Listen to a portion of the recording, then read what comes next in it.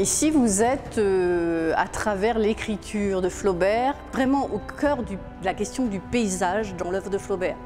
Donc, deux artistes, Michel Racine et Béatrice Sorel, se sont appropriés ce sujet et nous ont fait une exposition sur mesure qui permet d'avoir une évocation de la façon dont Flaubert décrivait, écrivait, ressentait le paysage, avec des contradictions, c'est-à-dire quand il était jeune, il imaginait l'Orient, il en rêvait, et quand il s'est retrouvé au bord du Nil, il s'ennuyait de son paysage proche, ce paysage-là, ce paysage que vous pouvez découvrir du haut des jardins, puisqu'il vivait à 10 km à Dieppe d'Alcroissé de cet endroit. Donc on est vraiment entre ici et ailleurs avec Flaubert.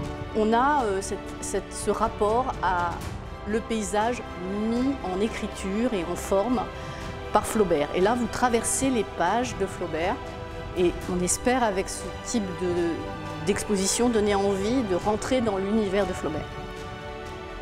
On appelait cela des ponctuations de paysage. C'est modeste en termes de scénographie, c'est juste un cadre noir en métal sur lequel on a installé un texte. Alors là, on vous propose un point de vue, choisi par encore les artistes. Tantôt vous découvrez le deuxième plan du jardin, la colline, tantôt vous admirez le chœur de l'église abbatiale, qui est magnifique, romane ici. Et vous avez un texte de Flaubert qui vous met totalement à l'opposé.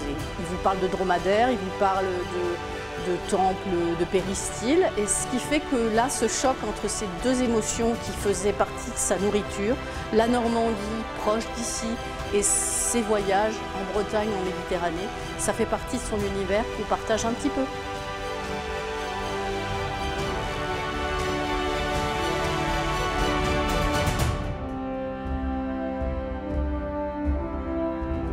On a osé mettre à l'intérieur d'un petit pavillon qui fait 16 mètres carrés environ des phrases, des extraits du manuscrit qui nous ont été prêtés. Donc c'est bien sûr des reproductions en grand format. On voit toutes ces rayures et on se retrouve d'un seul coup comme dans son processus de création. Et en plus, ça parle du voyage justement au bord du Nil quand il se souvient de sa maison blanche de Dieppe d'Alcroissé. Et en même temps, vous pouvez regarder par la fenêtre le paysage d'ici. Donc là, c'est essayer de comprendre la matière de son écriture, c'est-à-dire le paysage qui était vraiment le sujet de cette expo.